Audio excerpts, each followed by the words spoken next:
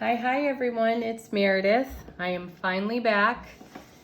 Woohoo, right?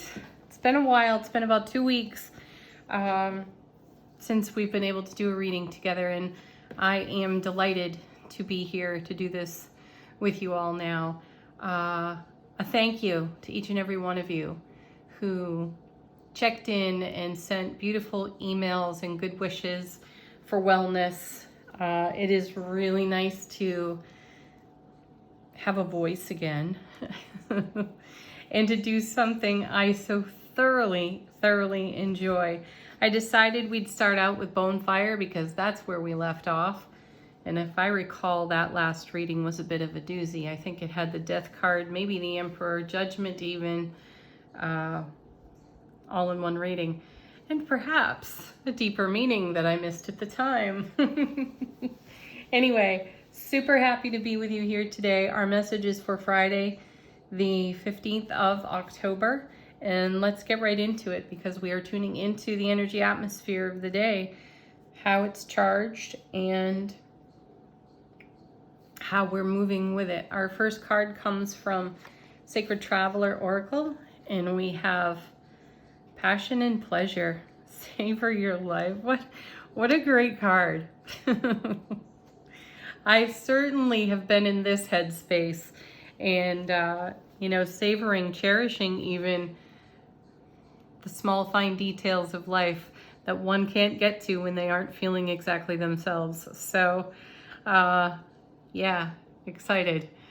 This is a great card. So it's directional for us. And if we are not here, if we are not doing this, then it's time to change up the energy and do exactly that. I had a conversation with a dear friend of mine just the other day, and she and I were speaking about just that topic, the fine details in life, and making sure that our energy is really high vibe and not ho-hum. And you know how easily that can happen at times. We've all done it, whined and complained about having to take care of some of those little details. But think about how sweet it is, the opportunity to invest the love that you are in everything that you do. And so this card reminds me of that, to bring our passion, to bring our pleasure and our joy to absolutely everything that we do, that we give, that we share, every meal that we make, whatever it is, bring this energy to it. It will reward you. It always rewards us. The next oracle card from the deck, I can't quite ever remember the name of. Regardless, go for your dreams. Yes, definitely go for your dreams. Don't put them on the shelf. Don't back burner those dreams either. So what a sweet pairing, actually. Go for your dreams, bring your passion and your joy, and savor every aspect of the process. Let's see what the tarot cards have to say. What's Bonefire up to today? Our first card, the Magician. Well, we're not messing around, are we? We're bringing heaven to earth here in this card, and we're the bridge for that. And where does that all happen? But right in our own hearts. There it is.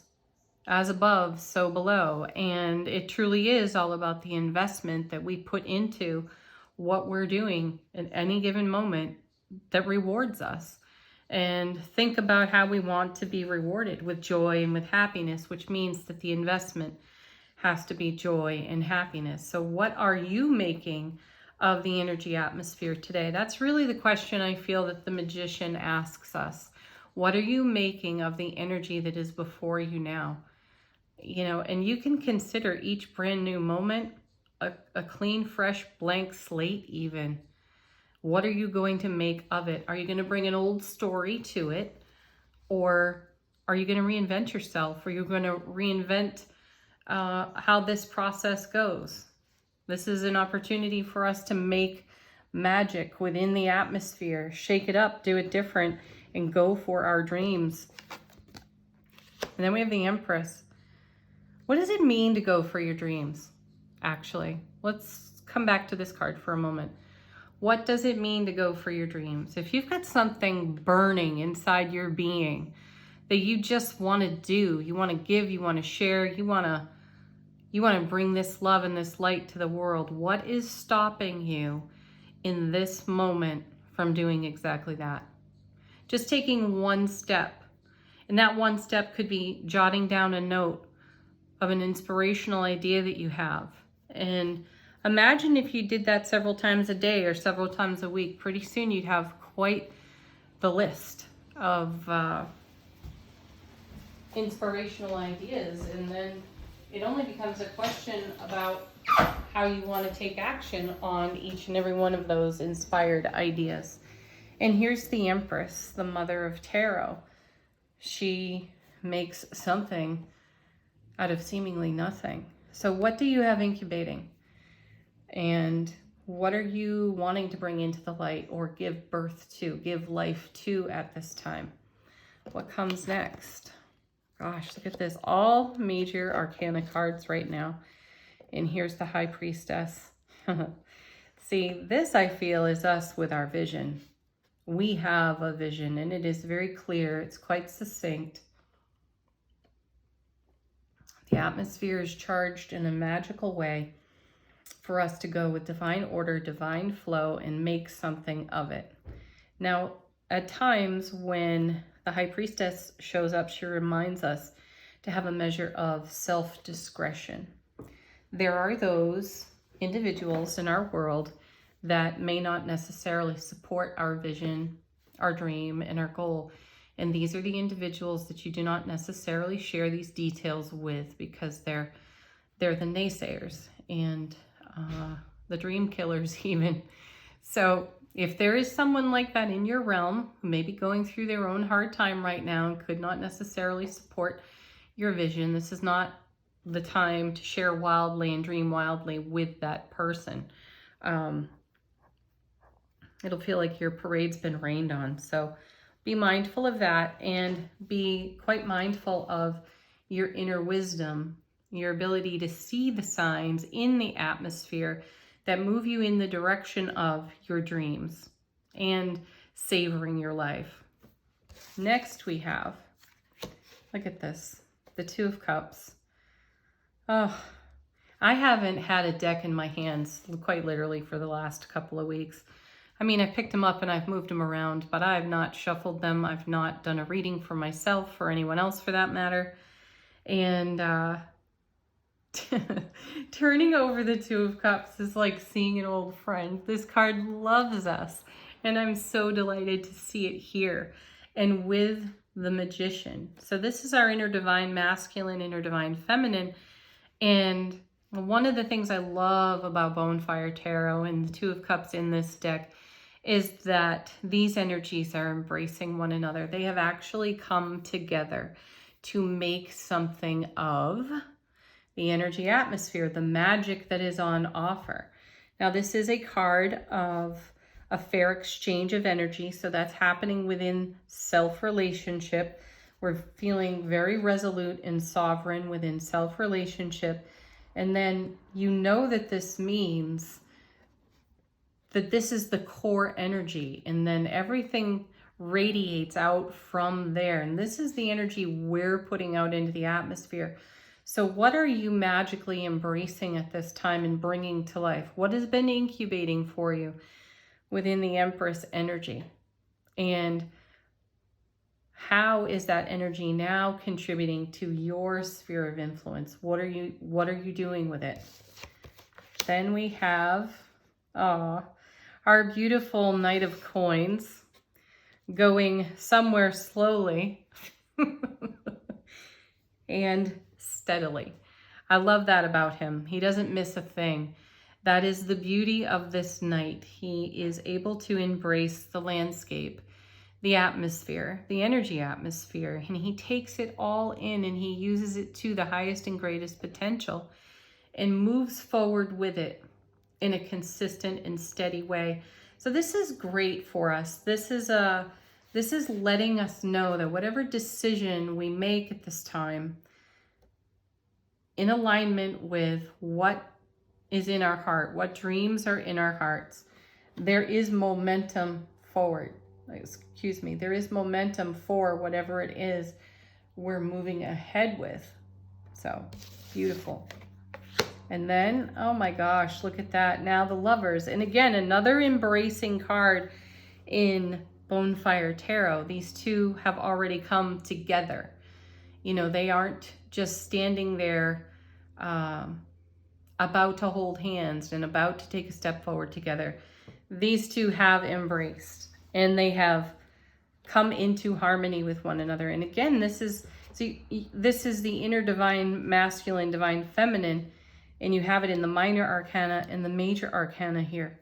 We have the High Priestess above them. So our vision for what we are in co-creative manifestation for is moving along at a pace that might be a little bit on the slow side, but it's not something that can necessarily be rushed either, which is allowing us to have an opportunity for passion and pleasure to savor our life as we foster our dreams here.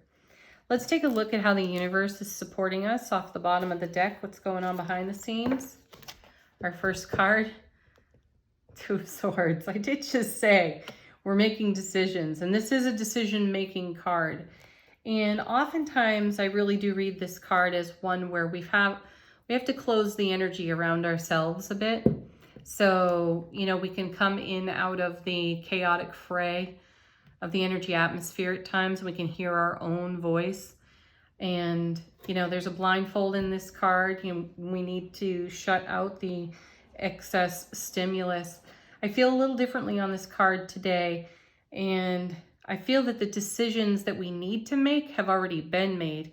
And we are in a slow momentum forward, which is a good momentum because we're not rushing. And that's going to keep us in harmony with the choices that we have already made here. I also do not feel that this card is protective in nature today either. You know, these crossed swords over the heart center typically mean a measure of self-protection. I don't really feel like that's necessary. I feel that we're actually quite confident within self-relationship because of the Two of Cups and the Lovers. And we've got the, you know, the Empress here right at the top. She's the mother of all things. And I'm sensing that we feel motherly toward, you know, what we're putting out there into the atmosphere. And we've got plenty of confidence to back it. Oh, nice. Well, shocker of shockers, here's the Death card. As always, though, delighted to see this card because it speaks to a brand new horizon. And it does support the message so far. We've already made these choices. We're already heading off in this new direction toward this new horizon. We have experienced an ending and a simultaneous beginning. And we've rolled with whatever punches came along with those endings and beginnings. And, you know, we are still in Mercury retrograde while we do also have 4 planets going direct. Check out the astrology for that. And it feels as though that's the momentum of those planets going direct. Mercury's going to go direct on the 19th, I believe, of October. So we're just a short 4 days away there. And we may feel that divine order, divine flow I was speaking of earlier on in the reading. We may actually begin to feel that a little more profoundly. And that'll put some wind in our sails. And then our last card off the bottom of the deck is the Ace of Coins. A card of great love. This is our own great love. And this is our own great love in motion within the energy atmosphere. And our great love is the doorway of opportunity that we're stepping across transformationally with the Death card there. Beautiful, really beautiful cards. All right, let's do Angel Answers. I actually think I skipped these the last time I did a reading for us. But these, as you know, are your opportunity to ask a question of the cards, unique and personal to you. Have a fresh message in the reading. Okay, oh yeah, look at this. Look for a sign. There's the High Priestess. Confirmation of the High Priestess. So the energy atmosphere is charged with signs. And if you require one, all you need to do is ask for one. It will show up in repeat for you until you get it. Remain positive. Yeah, check yourself on that one, you know. What's your inner dialogue at this time? How are you speaking over your life? Remain positive. Peaceful resolution on the horizon as well. I know sometimes things look a little backward while they're straightening out. And trust that. If you've got some details, they're a bit of a tangled web, you know. On the other side of Mercury retrograde, it'll probably be much less a tangled web. One more.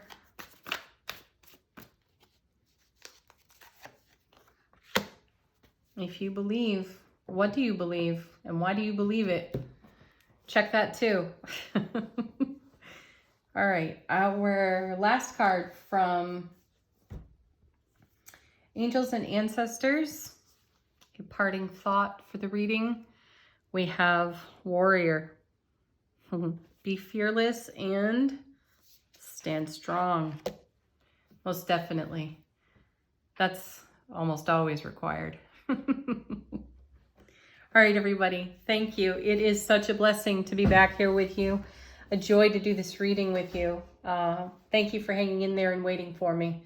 I appreciate you. Peace, love, joy, blessings. Bye for now.